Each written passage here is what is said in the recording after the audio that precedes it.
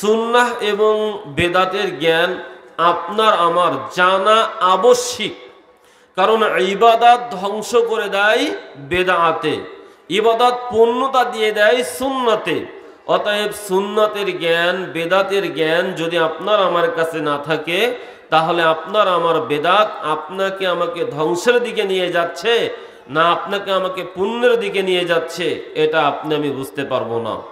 কেননা সুন্নাত বেদাত, এই বেদাত এমন একটি পাপ যে পাপটি হলো ধার্মিক লোকের পাপ।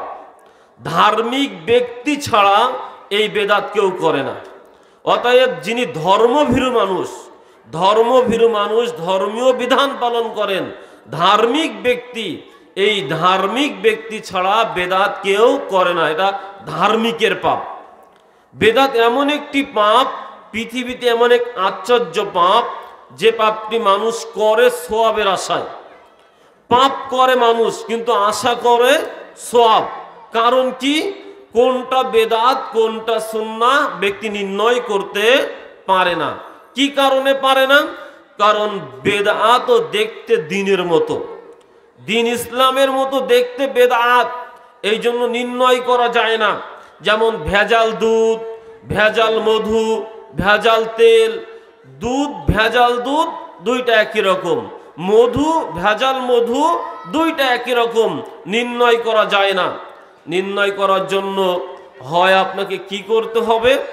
নিজে বাড়িতে গাভী পালতে হবে, নিজে মৌচাক থেকে মধু কাটতে হবে, তা না হয় বিশেষ কোনো পদ্ধতি অবলম্বন করে খাঁটি দুধ কিনা খাঁটি মধু কিনা এটাকে আপনাকে আমাকে নির্ণয় করতে হবে।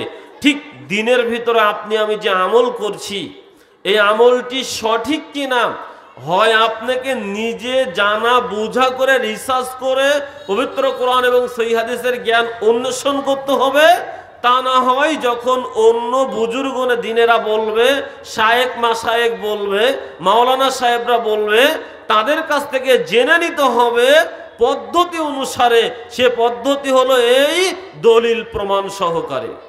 যখন দলিল প্রমাণ সহকারে আপনি আমি আপনার আমার বিধানগুলো জেনে নেব, তখন আর ওইটা বেদাত হতে পারবে না, তখন ওটা সুন্নাহ হয়ে যাবে, কারণ তার পিছনে দলিল রয়েছে।